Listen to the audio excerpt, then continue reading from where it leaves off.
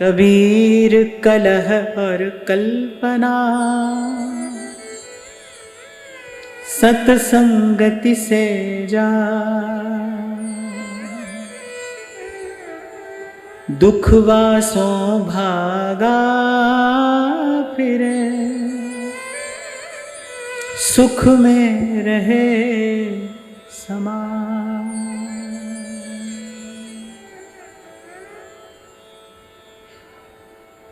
तो कल यही हमने चर्चा को विराम दिया था। अनुभवी महापुरुषों का ऐसा अनुभव है, ये बड़ा मूल्यवान सूत्र हमारे हाथ में आता है कि जैसे ही जीवन में शक्ति का अपव्यय रुकता है, साधन करने के लिए जो क्षमता अपेक्षित है उसका स्वतः विकास होता है। कई बार हम चर्चा करते हैं कि लक्ष्य क्या हो कि किस प्रकार इस जीवन रूपी अवसर का अधिक से अधिक सदुपयोग हम कर सकें, किस प्रकार जीवनी शक्ति का सदुपयोग किया जा सके। अभी 2 दिन पहले ही हमने इस विषय पर विस्तार से चर्चा की थी कि शक्ति का सदुपयोग कैसे करें, क्या है शक्ति के सदुपयोग की विधि। तो महापुरुष बड़ी सुंदर बात कहते शक्ति का दुरुपयोग मत करिए, यही सदुपयोग है। इसलिए कल मैंने थोड़ा विस्तार से चर्चा की कि बहुत सूक्ष्म और बड़ी गंभीर और बड़ी मूल्यवान ये बात है कि साधन करने के लिए जो क्षमता अपेक्षित है, साधन करने के लिए जो शक्ति हमें चाहिए, साधन अर्थात भीतर और बाहर का साधन, हमारी क्रिया में उत्साह बना रहे और हमारे भीतर धीरज बना रहे, और कहीं दोनों के मूल में दृढ़ निश्चय बना रहे। ये जो सामर्थ्य अपेक्षित है, जैसे कई बार आपको मैं कह देता हूं ना कि जो क्रिया पक्ष है उसको साधना बड़ा सरल है। मैं आपको कहूं आप माला करो, आप करोगे। मैं कहूं आप पूजा करो, आप करोगे। वो जो क्रिया पक्ष है उसको करना बड़ा सरल है, पर उसके साथ साथ जो भावनात्मक शुद्धि है कि हम किसी का अहित चिंतन नहीं करेंगे, हमारे जीवन में क्षमा आए, हमारे जीवन में तितिक्षा आए, हमारे जीवन में सहनशीलता आए, इसके लिए आपको परिश्रम करना पड़ेगा। कल मैं आपको यही बात कह रहा था ना कि शरीर को स्वस्थ रखना हो तो क्या करिए, स्वस्थ खाइए और परिश्रम करिए। ऐसे ही मन को स्वस्थ रखना हो तो क्या करिए, मन के लिए भी एक आहार है ना, स्वस्थ मन को स्वस्थ आहार दीजिए और मन से भी परिश्रम करिए। अब मन से परिश्रम क्या है? क्षमा मन का परिश्रम है, मौन मन का परिश्रम है, तितिक्षा मन का परिश्रम है, कोई भी परिस्थिति आ जाए उसको सह लेना, ये मन का परिश्रम है। और ऐसा करने से आपकी क्षमता का विकास होता है। हाँ ठीक है, मैंने कहा, आपने बड़े आदर से सुना, पर आवश्यकता किसकी पड़ेगी? यहां कबीर कहते हैं, कह रहे हैं कि शक्ति का अपव्यय कैसे रुकेगा, हमारे जीवन में जो व्यर्थ का चिंतन है वो कैसे रुकेगा। और व्यर्थ का चिंतन क्या है, जल्दी से बताओ, फिर आगे बढ़ेंगे। भूत का शोक और भविष्य की चिंता, ये व्यर्थ का चिंतन है, और ऐसा करते करते ही हम शक्ति का अपव्यय करते हैं। तो कह रहे हैं ये जो कलह और कल्पना है, शोक के कारण जो मन में क्लेश है, और भविष्य की चिंता, वो जो कल्पना है जिसमें जीव उलझा रहता है। और मैं फिर कह रहा हूं, एक बार ये प्रयोग करके देखना, थोड़ी देर के लिए छोड़ो अपने मन को। आप देखोगे मन 2 ही तरफ जाता है, या तो वो भूतकाल का शोक कर रहा है या फिर वो भविष्य की चिंता कर रहा है। और ये दोनों ही कार्य आपकी शक्ति को व्यर्थ कर रहे हैं। और जब तक शक्ति इस प्रकार से व्यर्थ हो रही है, तब तक साधन में अभिनिवेश हो पाना लगभग असंभव है। क्रिया पक्ष तो आप करते रहोगे, लेकिन वो जो आपकी भावनात्मक उन्नति है, द रियल ट्रांसफॉर्मेशन, जो आपको भीतर से बदलेगी, जो भीतर से परिवर्तन आएगा, वो कठिन है, वो इसके बिना नहीं हो पाएगा। तो कह रहे ये दोनों ही बातें कैसे जाएंगी?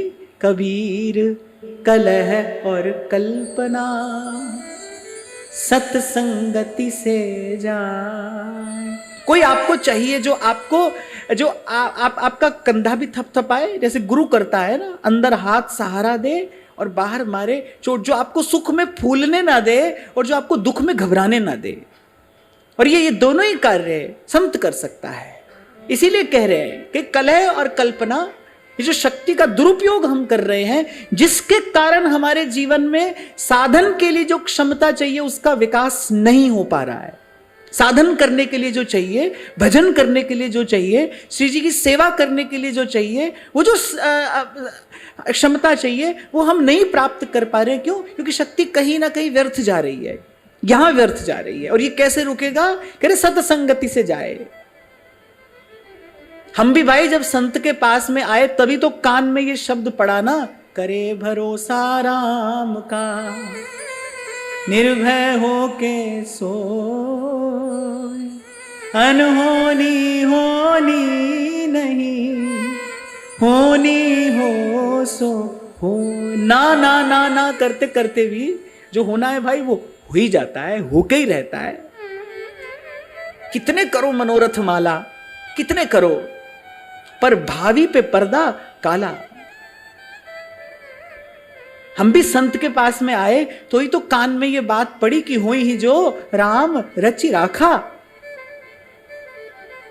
मानस की कुछ पंक्तियां तो मेरे जीवन में ज्योति स्तंभ हैं। माने उनके प्रकाश में मैं अपनी यात्रा आगे बढ़ा पाया। जब मैं ये पंक्ति पढ़ता हूं तो मुझे लगता है कौन कहने वाला है? वो जो त्रिभुवन का गुरु है, सर्वभूताधिवास भगवान शंकर ये बात कह रहे हैं, भाई वही ही जो राम रचि राखा, को कर तर्क बढ़ा वही शाखा। अच्छा, तर्क व्यक्ति केवल बाहर ही नहीं करता है, तर्क व्यक्ति अपने भीतर भी करता है। हम अपने मन से भी तो तर्क वितर्क करते रहते हैं ना, मन से भी तो एक जाल बना बना कर हम उसमें फंसते रहते हैं। ये जो मनोजाल है ये भी हमारे किए हुए तर्कों कुतर्कों का ही तो परिणाम है। और वो कह रहे भाई होई ही जो राम रचि राखा। इसलिए मैं 2 दिन पहले आपको कह रहा था, भाई लोग बात करते हैं पॉजिटिविटी, हीलिंग, चक्रा, एनर्जी, ऐसा और वैसा, फिर मैं कहता हूं भाई बिन हरि शरण सुख नहीं कहूं। आप कुछ भी करो, जब तक जीवन में सत्संगति नहीं आएगी, और सत्संगति भी कैसी? श्रद्धा युक्त।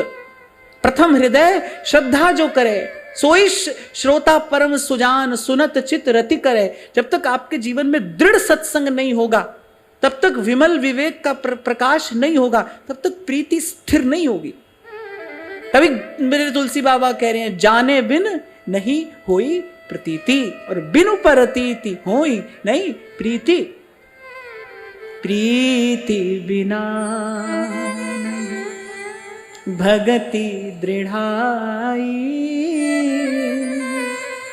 जिम खगपति जल पे चिकनाई।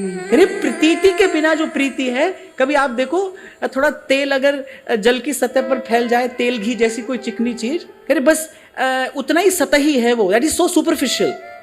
वो उतनी सतही प्रीति है।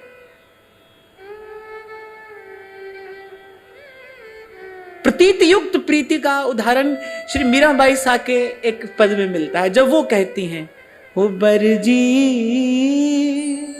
मैं काहू की ना रहूं। सत्संग इतना प्यारा हो गया है, सत्संग इतना प्रिय हो गया है, सब सुविधा साधन होने पर भी उदास है। कोई पूछता है कि अब आप क्यों उदास हैं, तो उत्तर देती है, साधु संग बिना वहां का प्राण तिसाया मरे। साधु संग नहीं मिलता है। हो बरजी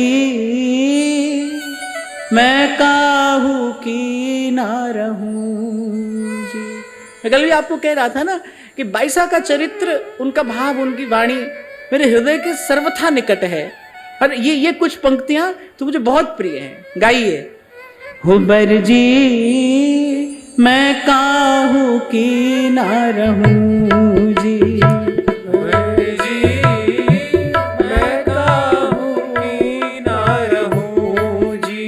बरजना तो समझते हैं ना आप, बरजना माने रोकना। अरे अब मैं किसी के रोके नहीं रुकूंगी, अब मेरो कोई नहीं रोकन हार, मगन होए मीरा चली। हो बरजी मैं काहू की ना रहूं। बर जी मैं काहू की ना रहूं जी। साध संगत कर हरि सुख लेऊं, जग सो दूर रहूं जी। साध संगत कर हरि सुख लेऊं, जग सो दूर रहूं जी। साध संगत कर हरि सुख लेऊं, जग सो दूर रहूं जी। साध संगत कर हरि सुख लेऊं, जग सो दूर रहूं जी। तन धन मेरो सब ही जावा, तन धन मेरो सब ही जावा, तन धन मेरो सब ही जावा, तन धन मेरो सब ही जावा। भल मेरो शीस लहो जी, बर जी मैं काहू की ना रहूं जी। बर जी मैं काहू की ना रहूं जी।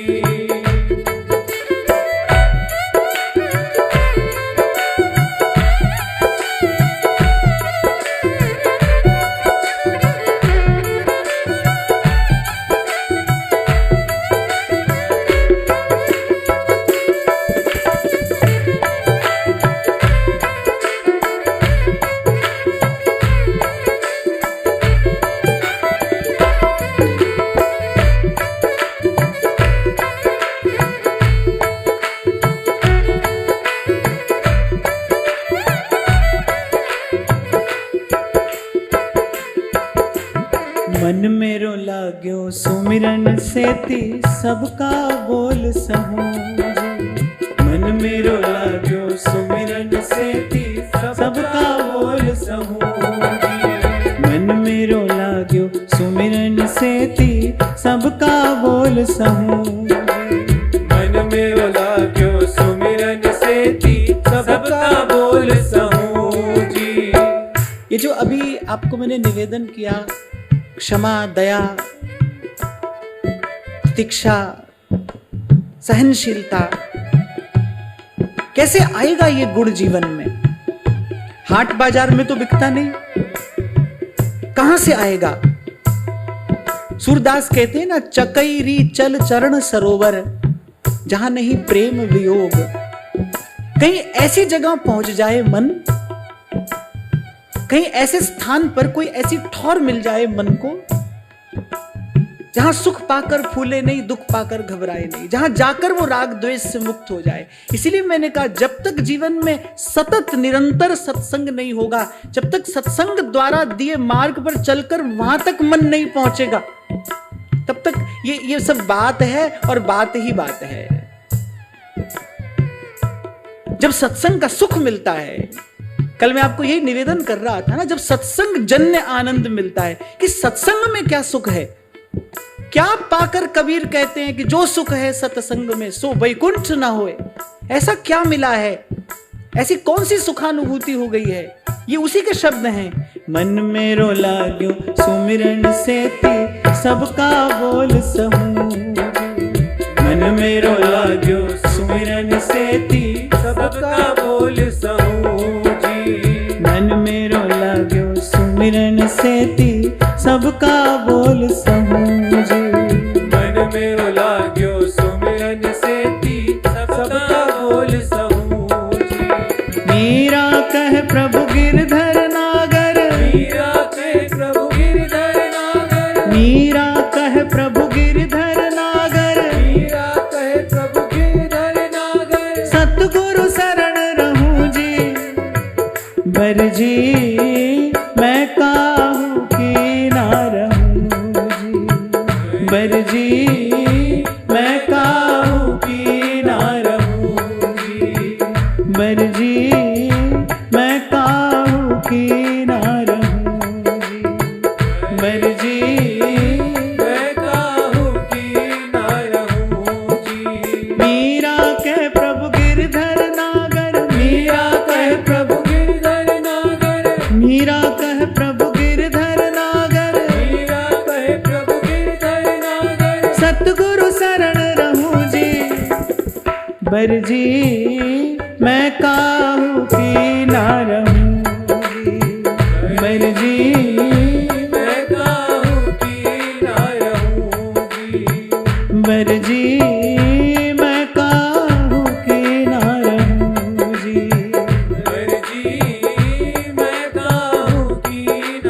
सब कहिए। मीरा कह प्रभु गिरधर नागर, मीरा कहे प्रभु गिरधर नागर, मीरा कह प्रभु गिरधर नागर, मीरा कहे प्रभु गिरधर नागर। सतगुरु शरण रहूं जी, बर जी मैं काहू की ना रहूं, बर जी मैं काहू की ना रहूंगी, बर जी मैं काहू की ना रहूंगी, बर जी मैं काहू की ना रहूंगी। और ध्यान देना, जब तक जल के प्रवाह में ऐसी तीव्रता नहीं होती तब तक वो मार्ग में आने वाले अवरोध को हटा नहीं पाता। ऐसे ढीला ढाला सा भाव तो हम सबके पास में है ही, कभी कम कभी अधिक, धूप छांव के जैसा, कभी आ रहा है कभी जा रहा है, कभी कभी है कभी नहीं है। पर संत कह रहे हैं भाई इससे बात नहीं बनेगी। श्रीमद् भागवत कहती हैं, श्रीमद् भागवत कहती है, अकामः सर्व कामो वा मोक्ष काम उदारधीहि। कोई सकाम हो, निष्काम हो या मुक्तिकामी हो, अकामः सर्व कामो वा मोक्ष काम उदारधीहि तीव्रेण भक्ति योगेन भजेत पुरुषम परम। तीव्र भक्ति योग, ये छोटा सा उदाहरण दिया है मैंने आपको। जब ऐसे ही जल बहता है ना, जब जल के प्रवाह में वेग नहीं होता तो वो मार्ग में आने वाले अवरोध नहीं हटा पाता। छोटा सा अवरोध आएगा और उसकी गति बाधित हो जाएगी। लेकिन जब सावन और भादों के महीने में आप कभी जाकर देखो, जब उतरती है गंगा और चट्टानों को तोड़ती हुई फोड़ती हुई अपना मार्ग बनाती हुई चलती है, कौन बनाता है मार्ग? वो जो जल के प्रवाह में वो जो वेग है, वो जो शक्ति है, वो मार्ग बनाती है। यहां उसी शक्ति की बात हो रही है। हमारे भाव में शक्ति कहां से आए? इसीलिए कल मैंने आपको कहा, आज फिर कहकर पुनरावृत्ति करके मैं आगे बढ़ रहा हूं, क्योंकि बड़े अनुभवी महापुरुष का यह सूत्र है कि व्यर्थ चिंतन जैसे ही आपका समाप्त होगा, साधन के लिए जो शक्ति, जो क्षमता अपेक्षित है, उसका विकास होना आरंभ हो जाएगा। जैसे व्यर्थ का चिंतन रुकेगा। पहले भी मैंने कई बार कहा कि अनुशासन अर्थात वैचारिक अनुशासन भी हो आपके जीवन में। एक होता है व्यक्ति समय पर जगता है, समय पर सोता है, समय पर खाता है, यहां से तो अनुशासन का आरंभ किया जाता है। तन से कोई भी कार्य आरंभ ही किया जा रहा है, पर आपके जीवन में एक वैचारिक अनुशासन भी हो, आपके जीवन में एक भावनात्मक अनुशासन भी हो। हमारे जीवन में भावनात्मक अनुशासन नहीं है, कहीं पर भी हम अपना भाव लगा देते हैं और फिर क्या होता है, ये जो भावुक व्यक्ति होता है, फिर वो अंत में कहीं भटका हुआ मिलता है, कहीं पर भी अपना भाव लगा दिया, किसी भी बात पर विचार करने लगे। इसकी आवश्यकता नहीं है। इसलिए साधक के जीवन में समय व्यर्थ ना जाए। कल आपको मैंने निवेदन किया, क्योंकि देखा है मैंने, ऐसा दृश्य देखा है। विशेष रूप से लोग अलमारी बनवाते हैं जूता रखने के लिए, कि सब अपना जूता रखेंगे, यहां सब अपना कपड़ा रखेंगे। ऐसी ऐसी वस्तु का आप इतना ध्यान रखते हो, तो आपको जीवन में समय का भी ध्यान रखना चाहिए ना। आपकी जो वास्तविक निधि है, जो आपकी वास्तविक संपत्ति है, साधक के जीवन में यही सबसे बड़ा अनर्थ है। जो समय व्यर्थ जाता है, यही सबसे बड़ा अनर्थ है। सब अनर्थों का मूल यही है, यहीं से सारे अनर्थ जीवन में प्रवेश कर जाते हैं। अव्यर्थ कालत्व, इसकी बात महापुरुषों ने बहुत कही है। समय व्यर्थ ना जाए। और भाई आप में हम कोई भी ऐसे नहीं है जो बिना सत्संग के अपने विवेक को जगाए रख सके। आपको पहले भी कभी मैंने कहा था, विवेक जग जाएगा, पर अगर सत्संग नहीं मिला फिर सो जाएगा। अगर संत का शब्द कान में नहीं पड़ता रहा फिर सो जाएगा। इसीलिए ये तो आवश्यक है, या में प्रमाद ना करे। फिर कहते हैं, संगत की जय संत की, जिनका पूरा मन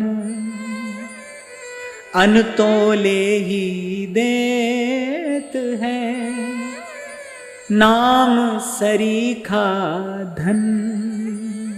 फिर ये भी थोड़ा स्पष्ट कर रहे हैं कि संगति कीजिए संत की, पर कैसे संत की? कहने जिनका पूरा मन। पहले भी कई बार मैंने कहा कि साधु की एक तो सार्वभौमिक परिभाषा है, सार्वभौमिक परिभाषा है साधु की, क्या? मनस्य एकम, वचस्य एकम, कर्मण्य एकम। सबसे पहले तो यह दर्शन हो आपको, मनस्य एकम, वचस्य एकम और कर्मण्य एकम। मैं आपको बड़ी विनम्रता पूर्वक कह रहा हूं, आप अन्यथा मत लेना, कि ये जो बात मैं आपसे कर रहा हूं ना, ये तो अभी बात ही है, मैं कह रहा हूं और आप सुन रहे हैं। ये आप भी कर सकते हैं, बहुत लोग कर रहे हैं, बड़े बड़े प्रतिभावान लोग हैं, कहीं की भी बात वो कैसे भी करके प्रस्तुत कर देते हैं। नेता अभिनेता भी यही काम करते हैं, नेता अभिनेता भी यही काम तो करते हैं। They convince you.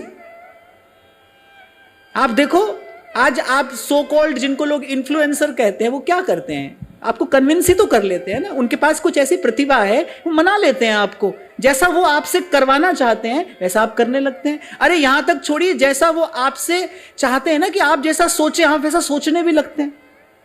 ये सब संसार में देखा जाता है ना। तो भाई हम कह रहे हैं, आप सुन रहे, तो कोई बहुत बड़ी बात नहीं है, कोई बहुत बड़ी बात नहीं। ये चीज, ये सब काम सब कर सकते हैं, मैं भी कर सकता हूं, आप भी कर सकते हैं। पर यहां किस संत की बात हो रही है? कह रहे जिसको बात करनी भले कम आती हो, ना आती हो। मैं आपको बड़ी विनम्रता पूर्वक की बात कह रहा हूं भाई, भगवत कृपा से मुझे जीवन में ऐसे संतों का संग सन्निधि मिली जो शायद बहुत अच्छी बात प्रस्तुत नहीं कर पाते, लेकिन उनकी सन्निधि बड़ी समर्थ है, उनका सानिध्य बड़ा समर्थ है, उनके आभा मंडल में कुछ ऐसा है जो आपके भीतर परिवर्तन कर देता है। कुछ जहां से ये चर्चा हमने आरंभ की थी कि जब आप बहते पानी के पास बैठते हैं, क्यों आपको शांति मिलती है? वाई यू फील फ्रेश, क्योंकि वो जल का जो प्रवाह है वो सुखद है। ऐसे ही जिसके जीवन में प्रवाह मानता है, उसका सानिध्य आपको भीतर से तरोताजा कर देता है, आपको एक नई प्रेरणा प्रोत्साहन से भर देता है। न लेना है न देना है, न राग है न द्वेष है, न अपना है न पराया है। जैसे आप लोगों की बोलचाल की भाषा में कह देते हैं ना, आए की खुशी नहीं है और गए का गम नहीं है। ऐसा जो हाथ आया सो दे दिया, नहीं आया है तो भी राजी है, हाथ आया है तो राम जी की चिड़िया और राम जी का खेत, और दे दिया। इसीलिए भाई मेरी तो श्रद्धा यहां है, जैसे कबीर कहते हैं, वो कह रहे रहनी रहे सो गुरु हमारो, रहनी के हम साथी। बोले कहने की बात हम नहीं करते हैं, बोले कहते तो सब हैं, रहनी रहे सो गुरु हमारो, रहनी के हम साथी। साधु की रहनी क्या है, कैसे रहता है वो, क्या कहता है, ये बात अच्छी है, अच्छी है, अच्छी बात सब कहते हैं। जैसे मैं आपको कहता हूं भाई मंदिर में सभी भक्त हैं, मैं क्यों कहता हूं कि आपके जीवन की आध्यात्मिकता क्या है, आपका आध्यात्मिक पक्ष क्या है, how grown up your spiritual personality is, आपका जो आध्यात्मिक व्यक्तित्व है वो क्या है, वो मंदिर में पता नहीं चलता है भाई, क्षमा करना, वो आपके व्यवहार में पता चलता है। आपके जीवन में एक क्षमा है, आपके जीवन में कुछ उदारता है, अपना सुख किसी को दे सकते हो, अपने हिस्से की वस्तु आप किसी को दे सकते हो, यहां से पता चलता है आपका आध्यात्मिक पक्ष क्या है। हमारा जीवन प्रभु के योग्य बन रहा है कि नहीं बन रहा है। जो काम कथाकार करता है भाई, वो काम तो कलाकार भी कर सकता है, और उससे कहीं अधिक अच्छा कर सकता है, उससे कहीं अधिक अच्छा कर सकता है। इसीलिए आपको 2 दिन पहले कहा था भाई, ये वस्तु ऐसे नहीं मिलेगी। जब प्रभु के सामने जाओ, एक ही बात कहो, निरंतर, सतत, बार बार, हर बार, पद सरोज अनपायनी भक्ति सदा सत्संग।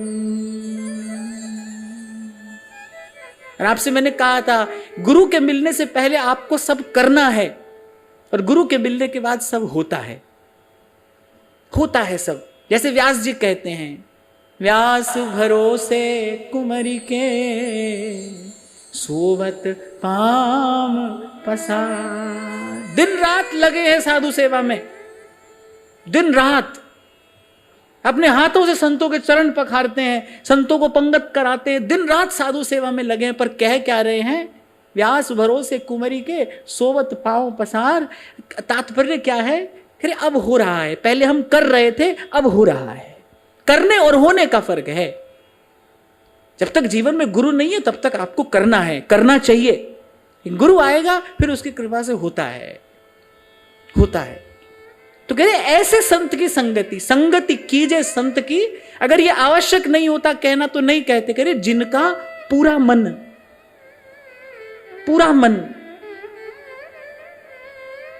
मन वचन कर्म से एक, कहनी रहनी में एक समान। नहीं तो भाई फटकार कर कहते हैं भगवत रसिक देव कि नाचे गावे चित्र बनावे और करे काव्य चटकीली। तभी तो मैं कह रहा हूं भाई जो काम हम कर रहे हैं वो कलाकार भी करते हैं, हमसे अच्छा करते हैं।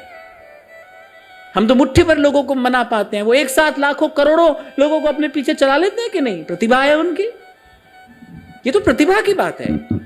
मैं बात कर रहा हूं प्रसाद की, जो आपको चमत्कृत न करे, जो आपको चमत्कृत नहीं, जो आपको भीतर से आनंदित कर दे, तृप्त कर दे, जिसके पास प्रतिभा नहीं दिखाने के लिए हो, जिसके पास देने के लिए प्रसाद हो।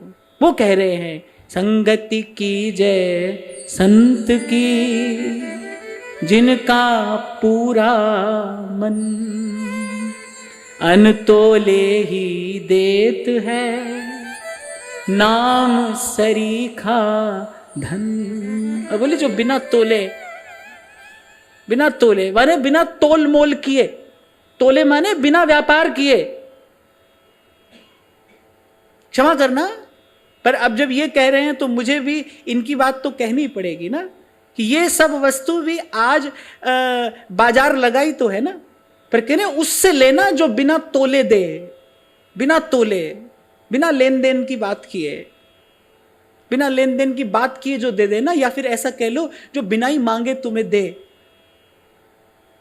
जो बिना किसी स्वार्थ के, बिना किसी लोभ के, येन केन प्रकारेण तुमको भजन में लगा दे, कह उससे लेना। जो अनतोले ही देत है, नाम सरीखा धन।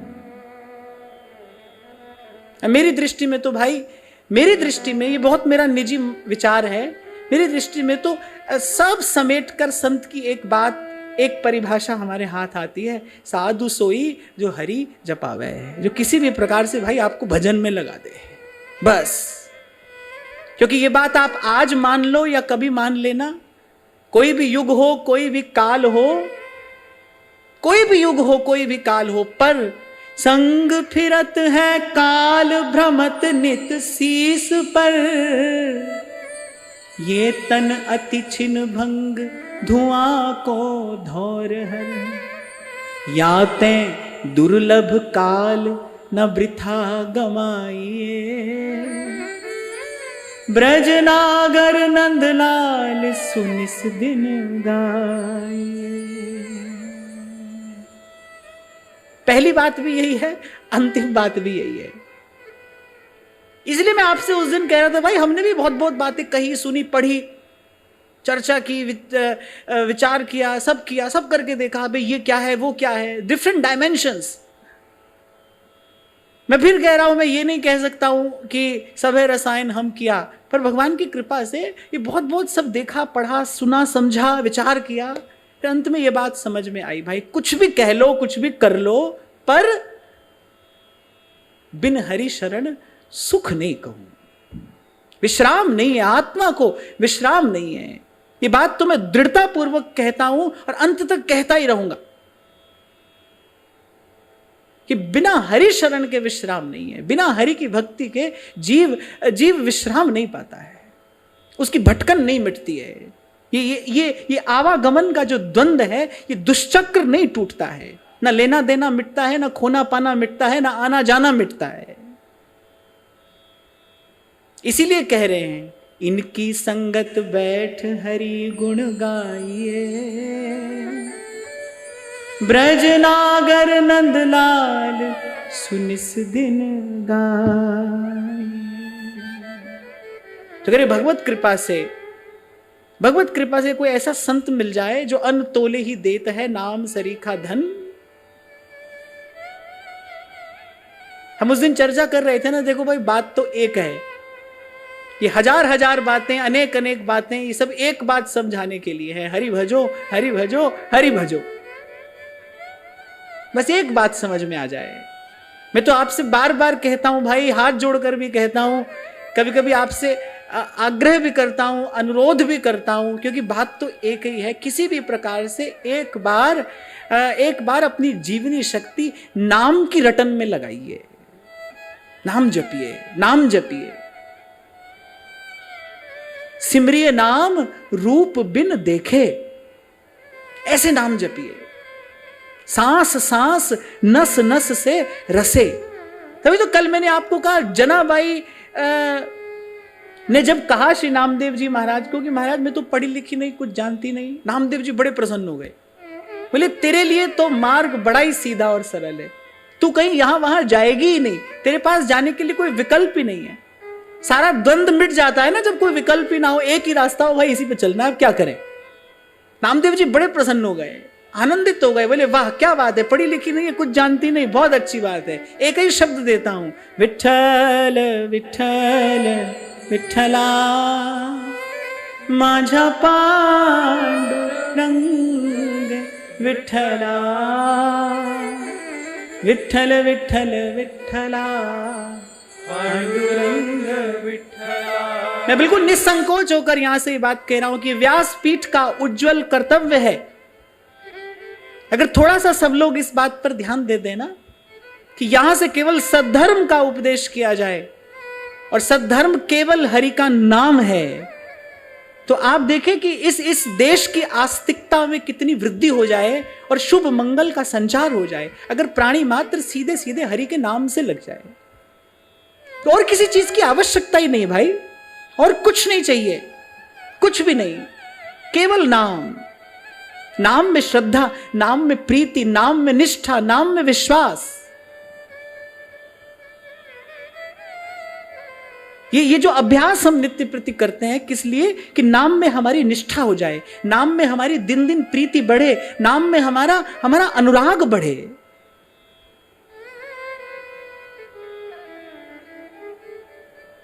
आपको निवेदन किया ना मैंने, श्रद्धा माने सद्ध्रा, सत्य निश्चय का नाम श्रद्धा है।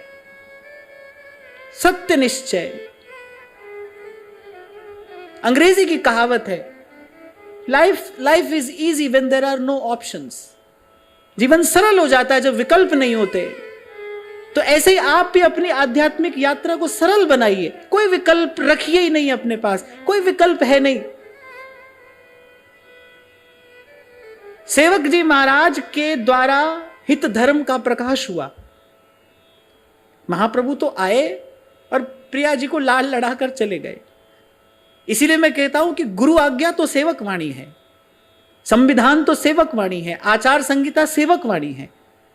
आप खूब उलट पलट कर देखिए, बहुत बात श्री सेवक जी महाराज ने कही, पर अगर एक बात पकड़नी हो तो क्या आएगी? जहां से वो आरंभ करते हैं, श्री हरिवंश चंद्र शुभ नाम, सब सुख सिंधु प्रेम रसधाम, जाम घटी बिसरे नहीं। यह जो पर्यो मोहि सहज, बोलो, श्री हरिवंश नाम रस चाव, नाम सुदृढ़ भव तरन को, नाम रटत आई सब सोही, देहु सुबुद्धि कृपा कर मोही, पोए सुगुन माला रचऊं। कल मैं आपको कह रहा था ना, मुझसे जब किसी ने पूछा कि आपको ये श्री गुरुवाणी इतनी प्रिय क्यों है, क्योंकि दो ही बात कहती है गुरुवाणी, हरि का नाम और साधु की संगति। और इसके अतिरिक्त भाई जो है वो जीव को उलझाने वाला है, जीव को भरमाने वाला है। वहां से आरंभ करते श्री हरिवंश चंद्र शुभ नाम, नाम से आरंभ करके कहां पर विश्राम पाते हैं? वाणी श्री हरिवंश की, कह हरिवंश ही नाम। नाम, और मैं तो कहता हूं नाम ही वाणी है, वाणी ही नाम है। वाणी का जो वर्ण विषय है वही नाम का नामी है, नाम का जो नामी है उसी का गुण, उसी का रूप रस वाणी में है। नाम और वाणी एक ही है, नाम। सिमरिए नाम रूप बिन देखे, ऐसे सरलता से बताते हैं संत, कौड़ी लगे नादान। ऐसे कभी कभी अपने मन से पूछ लिया करो, भाई कोई मोल लग रहा है नाम जपने में? कोई कठिनाई हो रही है, कोई मोल लग रहा है, कोई नुकसान हो रहा है, क्या हो रहा है?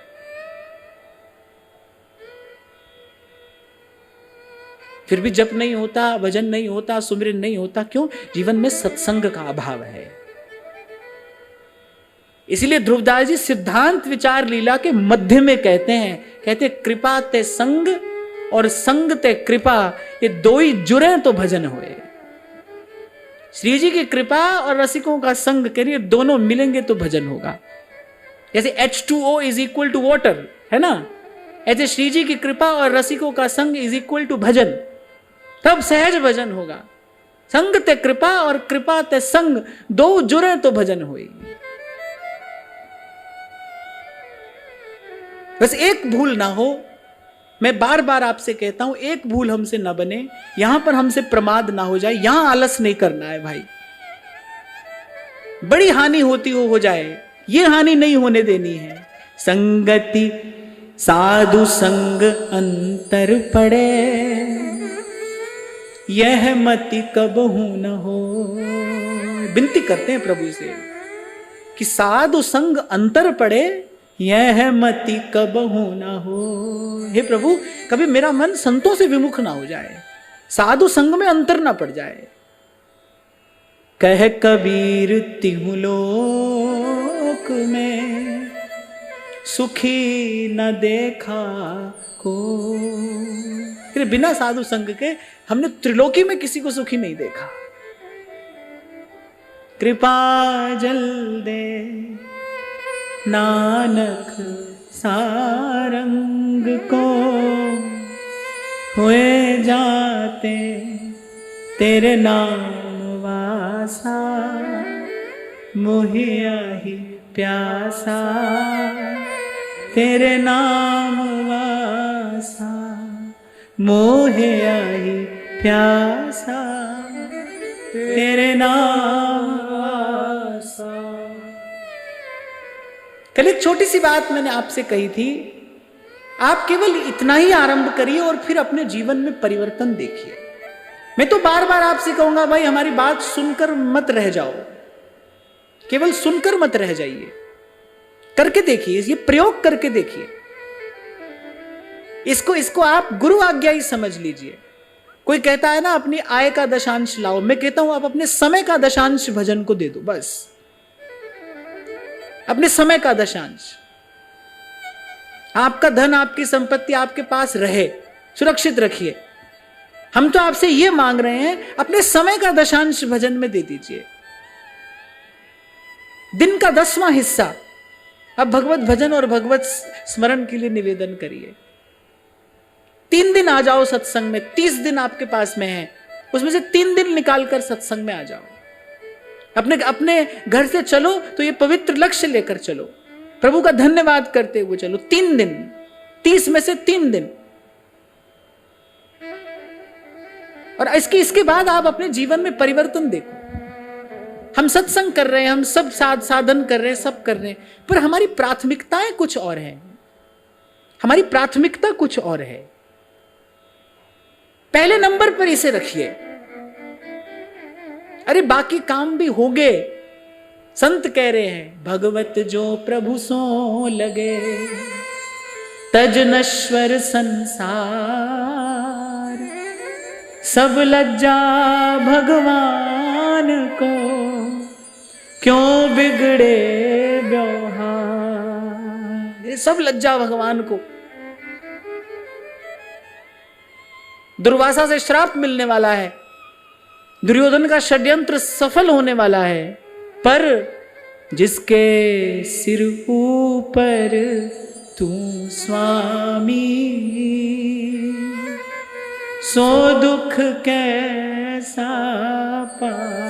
दौड़कर आ गए द्वारिकाधीश, बिना ही बुलाए। द्रौपदी ने नहीं बुलाया था, उसका तो अभ्यास था। वो तो ऐसे ही आते जाते हे गोविंद, हे केशव, हे माधव कह दिया करती थी। तभी महाराज वाणी में कहते हैं, हो जाको मीत साजन है समिया। फिर जिसने उसको मीत बना लिया है, मित्र, मित्र प्रियतम।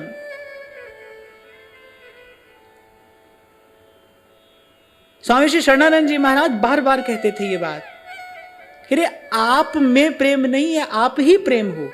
प्रीति का विशुद्धतम स्वरूप आप ही हो। जीव का विशुद्ध स्वरूप क्या है? प्रेम है। प्रभु का विशुद्ध स्वरूप क्या है? रसो वै सह, प्रेम है। और ममैवांशो जीव लोके जीव भूतः सनातनः, ईश्वर अंश जीव अविनाशी। अगर वो प्रेम है तो हम भी प्रेम है। प्रेम के अतिरिक्त हमारे जीवन में जो है दैट इज फॉरेन पार्टिकल, वो हम नहीं है, वो विजातीय है, कष्टकारी है। हमारे शरीर में कोई भी विजातीय तत्व आ जाए, शरीर को रोग हो जाता है ना, शरीर रोगग्रस्त हो जाता है। कुछ भी विजातीय आ जाए, थोड़ा सा भी, इट्स कॉल्ड एन इन्फेक्शन, संक्रमण। प्रेम के अतिरिक्त जो है वो विजातीय है, वो हम नहीं है, वो हमसे नहीं है, वो हमारा नहीं है। और आप देख लो, आप अपने जीवन में देखो, देखो क्रोध में आप सदा नहीं रह सकते। काम का वेग भी जर की भांति चढ़ता है और उतरता है। कुछ भी आप देखो, कोई भी भाव भावना आप आकलन करके देखो, आप उसमें चाहो भी तो बने नहीं रह सकते। पर प्रेम में व्यक्ति जन्म जन्म रह लेता है। क्यों? क्योंकि वही उसका सहज स्वरूप है, सहज सिद्ध स्वरूप है। प्रभु क्या कह रहे हैं? मम दर्शन फल परम अनुपा, जीव पाव निज सहज स्वरूपा। ठाकुर जी के दर्शन से क्या होता है? प्रेम उमड़ता है। फिर जीव पाव निज सहज स्वरूपा।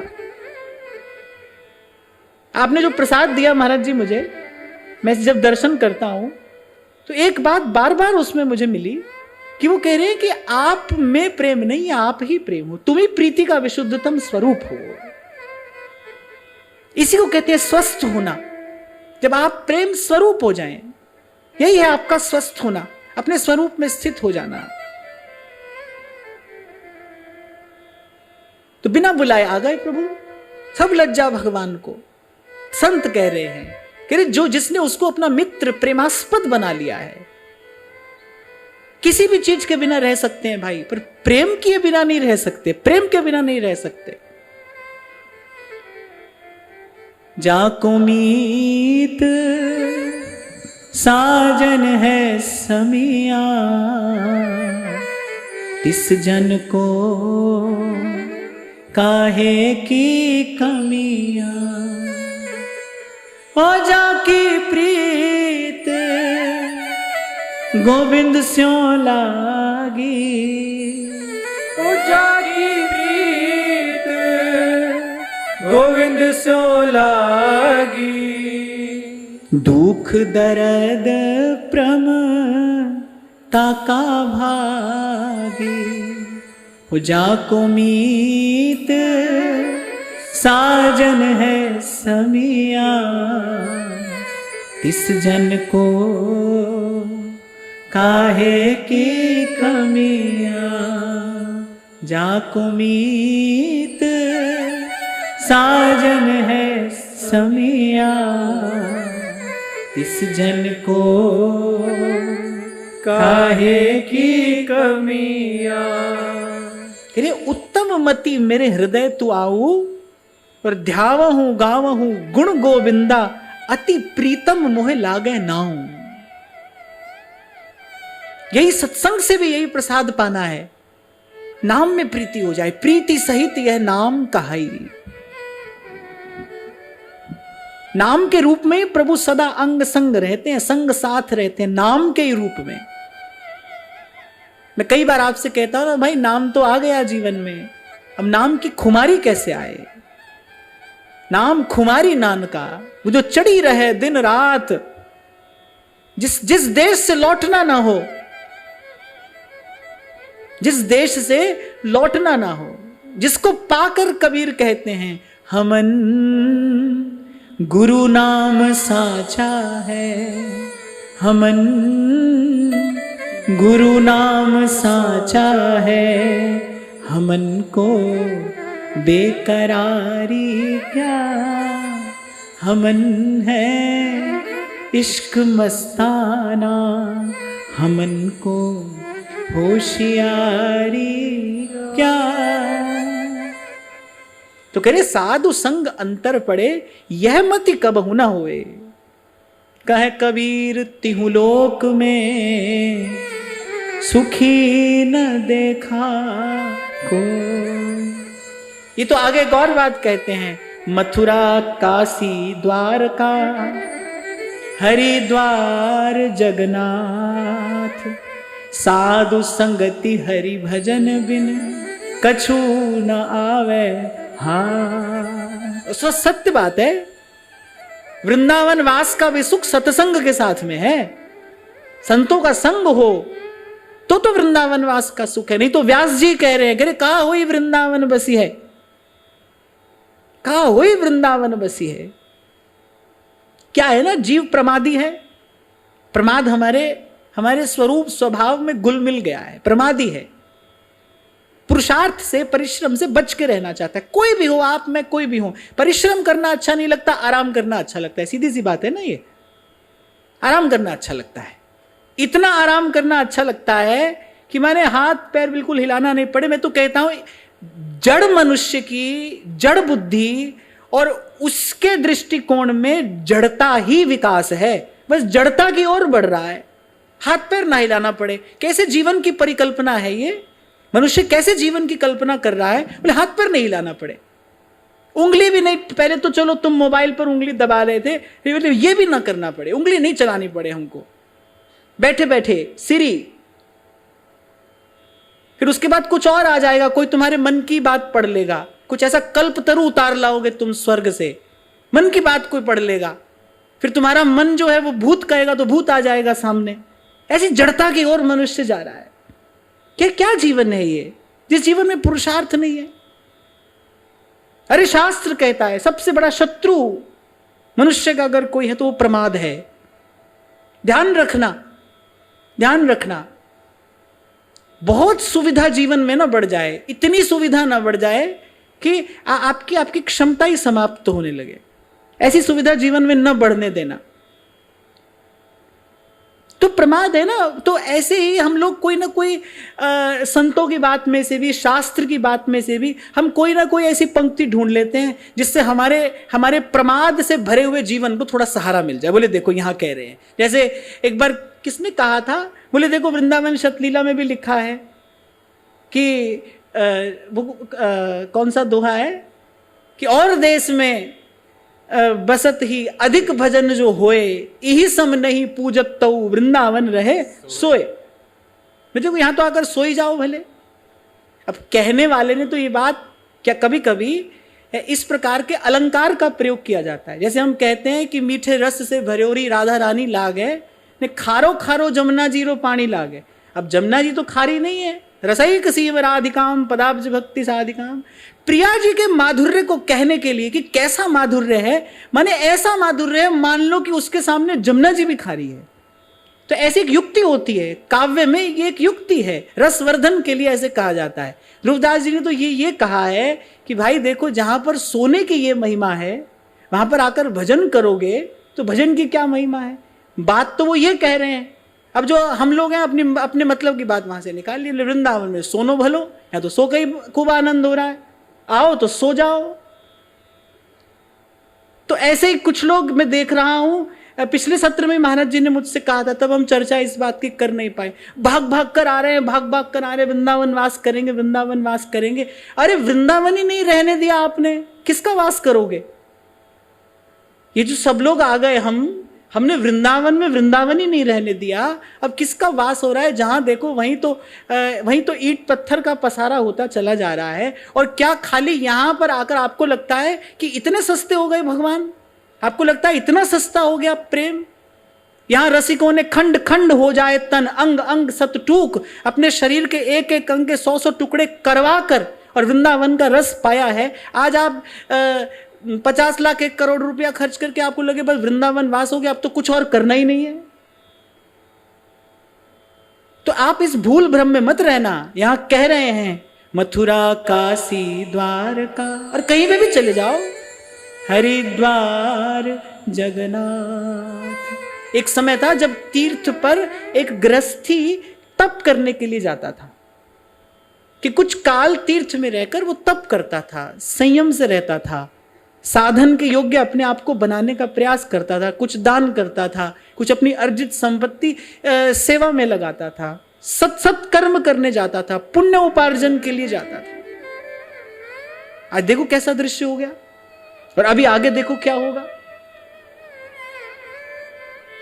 अच्छा, इसमें थोड़े से दोषी तो हम लोग भी हैं। हम ही लोगों ने तो गाया, जा जाकर गाया वृंदावन वृंदावन वृंदावन, तो भगे आए सब लोग। पर यहां संत कह रहे हैं भाई, साधु संगति हरि भजन बिन कछु न आवे। हाँ, सत्संग के साथ, हरि के भजन के साथ यहां की महिमा है। एक एक बात तो हमने चुन ली, वृंदावन रहे सोए, पर दो पग आ गई। ध्रुवदास जी क्या कह रहे हैं, बस के वृंदा विपिन में इतनो बड़ो सयान, युगल चरण के भजन बिन निमिष न दीजे जान। अगर वृंदावन मिल गया है तो फिर ऐसा जीवन हो।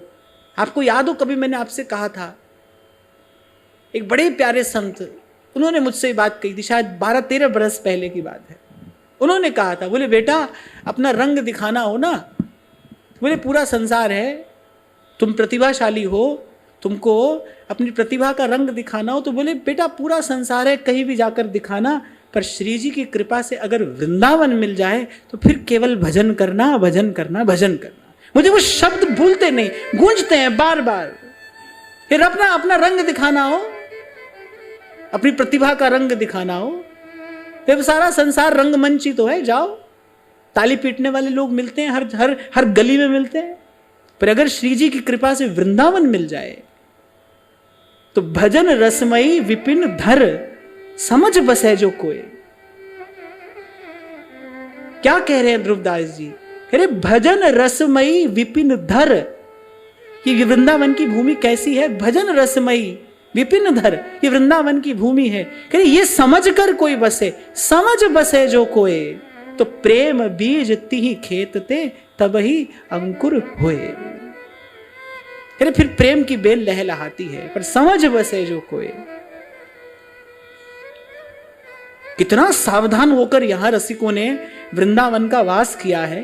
क्या व्यास जी कहते हैं, राधा मोहन को निज मंदिर, ये सारा वृंदावन ही क्या है, राधा मोहन को निज मंदिर, महाप्रलय नहीं जात।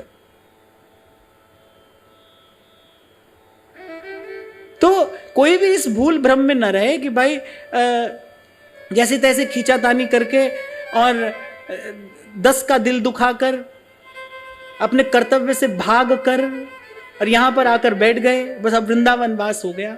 तो भाई जरा ये बात भी ध्यान से सुनना, साधु संगति हरि भजन बिन कछु न आवे। हाँ, अभी 2-4 दिन पहले भी शंभू जी के साथ एक बालक आया, वेरी ब्राइट स्टूडेंट, क्या मुझे वृंदावन रहना है, पर कभी कभी ऐसा लगता है। मैंने कहा जब तक वैसा लगता है तब तक वहीं पर रहो। कि आप बाल बराबर भी अगर आपके मन में कोई इच्छा है ना कि वहां रहते तो शायद ऐसा कर लेते, तब तक पहले करके देख लो। मेरा तो ये विश्वास है कि जब नदी जाती है समुंदर की ओर, तो ना रास्ता पूछती है, ना किसी से सलाह लेती है, कोई मशवरा भी नहीं लेती, रास्ता भी नहीं पूछती, चल देती है। अनेक अनेक अवरोध आते हैं, पर सबको पार करती हुई, और जो चलती है वो एक दिन पहुंच भी जाती है।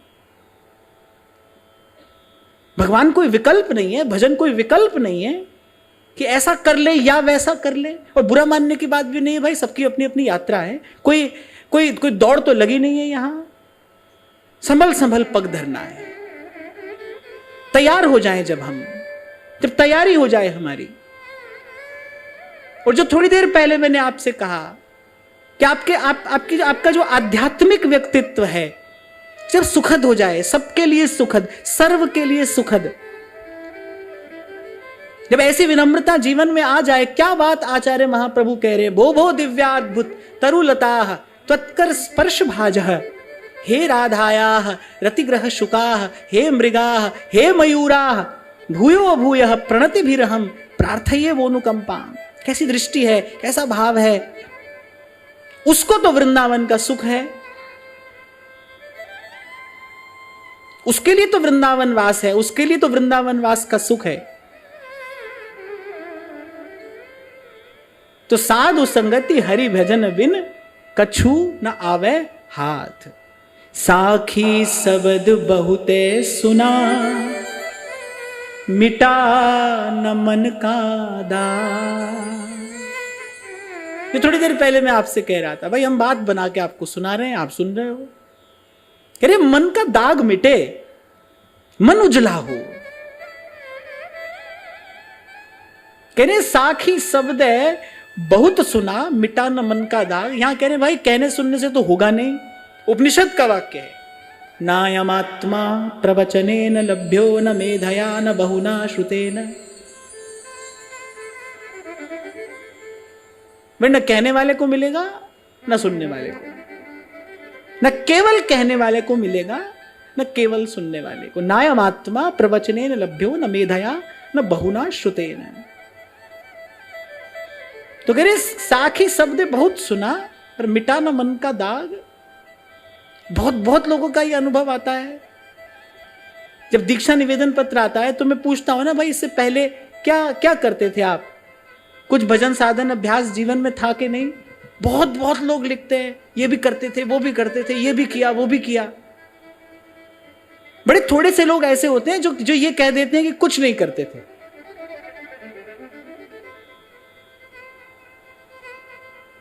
कई लोग तो हमको पूरा का पूरा उपदेश देते हैं दीक्षा निवेदन पत्र में। एक पन्ना पूरा नहीं पड़ता, 2-4 पन्ना और साथ में लिखकर भेजते हैं। थोड़ी मुझ पर भी दया किया करो, मेरे पास में हजारों पत्र आते हैं, सबको मुझे पढ़ना है। महाराज जी भी 3-4 दिन पहले की बात है, यहां पर किसी ने लिखकर भेजा कि पिछले 1.5 वर्ष से आपका सत्संग सुन रहे हैं, ठीक है, आपने सत्संग में ये कहा, ठीक है, हमको भी ऐसा ही लगता है, ठीक है, अब बताइए आपका क्या विचार है, क्या किया जाए? तभी तो मैं आपसे प्रश्न उत्तर करता नहीं बहुत। मैं कहता हूं भाई सब प्रश्नों का एक उत्तर है, हरि भजो। यही सब कार्य आरंभ हो जाएगा यहां पर। अच्छा, हमारी बात सुनी, हमारी बात सुनकर हमको बता रहे हैं, फिर आदमी पूछ रहे बताइए आपका क्या विचार है। ये 2-4 दिन पहले की बात है। तो कहत सुनत कछु हाथ न आवे, साखी शब्दे बहुत सुना मिटा न मन का दाग। जो मन की झीनी चदरिया पर जो दाग लगा है ना, ये स्वार्थ का, मुझे सुख मिले, मुझे सुख मिले। मैं तो इसी एक भाव को ही दाग समझता हूं, स्वार्थ।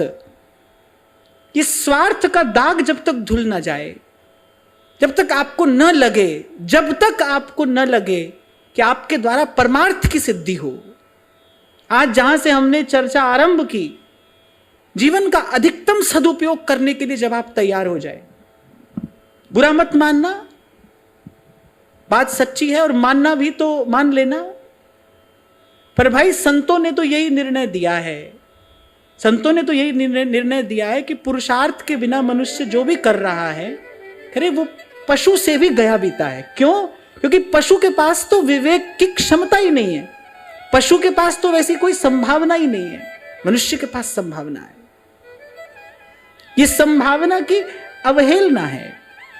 एक और बड़ी ही सुंदर बात, बड़ी गहरी बात स्वामी श्री शरणानंद जी महाराज कहते थे निज विवेक का अनादर व्यक्ति करता है, अपने ही जाने हुए का अनादर करता है। मैं आपसे पूछूं, हाथ ऊंचा करके बताओ कि कितने लोग जानते हैं कि भाई कोई धन संपत्ति साथ नहीं जाएगी? हाथ ऊंचा करके बताओ। संसार के सारे संबंध झूठे हैं, निस्सार हैं, कितने लोग जानते हैं? और फिर कितने लोग हैं जो उसी संपत्ति को अर्जित करने में और उन्हीं संबंधों का पोषण करने में लगे हुए हैं? सभी हैं, सभी है ना। इसी को कहते हैं अपने जाने हुए का अनादर करना।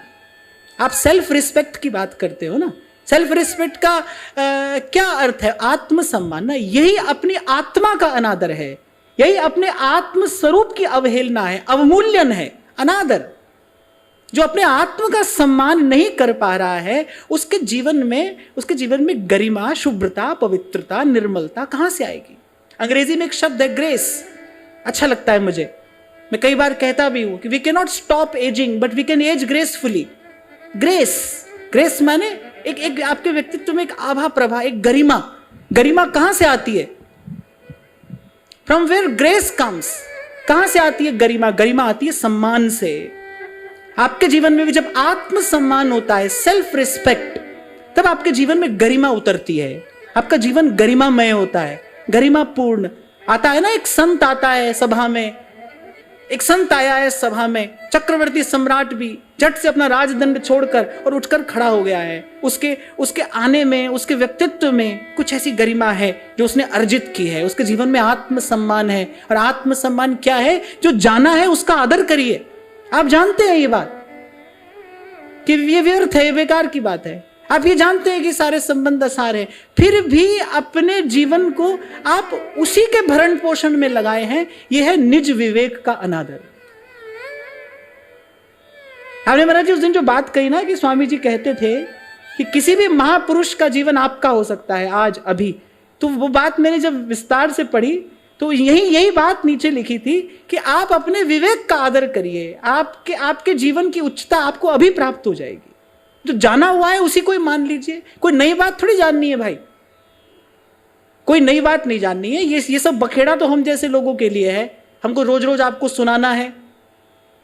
नहीं तो जानने, जिस बात से बात बन जाती है वो बात तो बड़ी थोड़ी सी है, बहुत ही थोड़ी सी बात है, बहुत थोड़ी सी बात है। सत्संग की कृपा से क्या होगा? प्रभु के स्वरूप की प्रतीति होगी, प्रभु के स्वरूप स्वभाव से प्रीति होगी, और प्रीति और प्रतीति होते ही जैसे ही वो दीपक जलता है, ये जो संसार का आकर्षण है, इसका अंधकार छटने लगता है। यही सीधी सी बात है। पर जो जाना हुआ है उसका आदर तो करिए। प्रकृति ये देखती है कि भाई इसको हमने 2 बात बताई, ये उस 2 बात का आदर नहीं कर रहा है, तो इसको इसके आगे की बात क्यों बताई जाए? हमारे पात्र में इतनी जगह नहीं है, थोड़ा सा अब कुछ प्रकृति ने डाला है, वही हमारे पात्र में नहीं समा रहा है, वही छलकता चला जा रहा है, तो आगे का मार्ग प्रकृति कैसे खोलेगी आपके लिए? सब कुछ यही है। जिसने ज्ञान पाया है उसके जीवन में यही घटना घटी है। प्रकृति आवरण हटा देती है और वस्तु उसके सामने स्पष्ट हो जाती है। यही विधा है, यही प्रक्रिया है। हमारे सामने पर्दा क्यों है? हमारे सामने पर्दा इसीलिए है कि जो थोड़ी बात हमने जानी है, हम तो उसका भी आदर नहीं कर रहे हैं, उसका भी हमारे जीवन में घोर अनादर है। इसको कहते हैं आत्म अनादर। अपना ही अनादर करना, अपने आप को ही डिसरिस्पेक्ट कर रहे हैं आप। और फिर लड़ता झगड़ता है व्यक्ति, सारे संसार से लड़ता है, लाठी डंडा उठाकर लड़ता है कि हमारा अपमान कर दिया, हमारा सम्मान नहीं किया। जो व्यक्ति आत्म सम्मान को उपलब्ध हो गया है उसका अपमान कोई कर ही नहीं सकता। ये बड़ी पते की बात कह रहा हूं मैं आपसे। जो व्यक्ति आत्म सम्मान को उपलब्ध हो गया है उसका अपमान कोई नहीं कर सकता।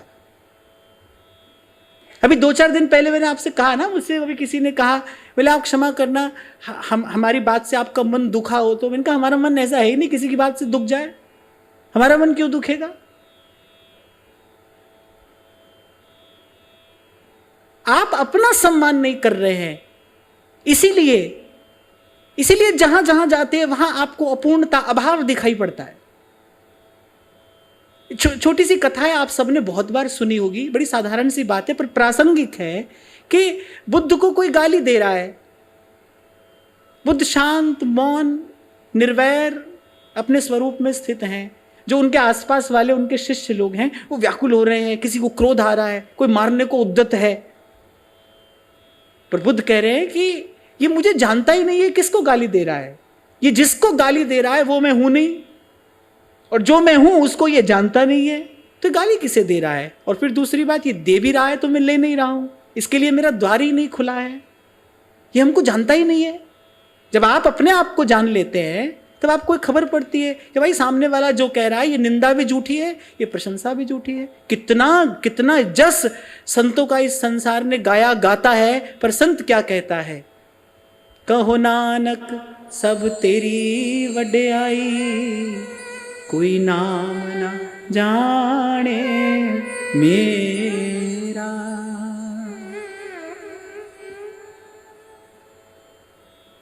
तो कह रहे भाई मन का दाग नहीं मिटा कहने सुनने से, संगति सो सुधरा नहीं, ताका बड़ा अभाव। फिर कह रहे कोई ऐसा भी हमने देखा जो संग से भी नहीं सुधरा। ऐसा संकेत गोस्वामी जी करते हैं कि मूर्ख होई न ज्ञान, जो गुरु होई बिरंचि सम। मूर्ख को ज्ञान नहीं होता। अब मूर्ख कौन होता है? कौन होता है मूर्ख? किसे कहते हैं मूर्ख? जो जानता तो कुछ नहीं है लेकिन उसको लगता है मैं जानता हूं, वही मूर्ख है। न जानने वाला मूर्ख नहीं है, वो तो अबोध है।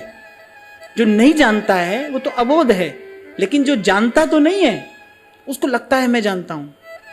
अच्छा एक और बात, ये तो मूर्ख हुआ। और महामूर्ख कौन होता है? जिसको लगता है केवल मैं ही जानता हूं, कोई और जानता ही नहीं है, वो महामूर्ख है। तो कह रहे मूर्ख होई न ज्ञान, जो गुरु होई विरंचि सम। तो कबीर कह रहे हैं भाई चलो कहने सुनने से न बदलो तो कोई बात नहीं, कह रहे संत के संग में रहकर भी परिवर्तन ना आए तो बोले ये बात बड़ी चिंता की है। देखना कहीं मूर्ख तो नहीं हो, क्योंकि बहुतक भोंदू बह गए राख जीव अभिमान। बहुतक भोंदू बह गए राख जीव अभिमान। कह रहे देखना अगर संत की संगति से भी परिवर्तन नहीं आ रहा है तो समझना डुबकी अभी अधूरी है। हाथ ना कुछ भी आए समझना डुबकी अभी अधूरी है।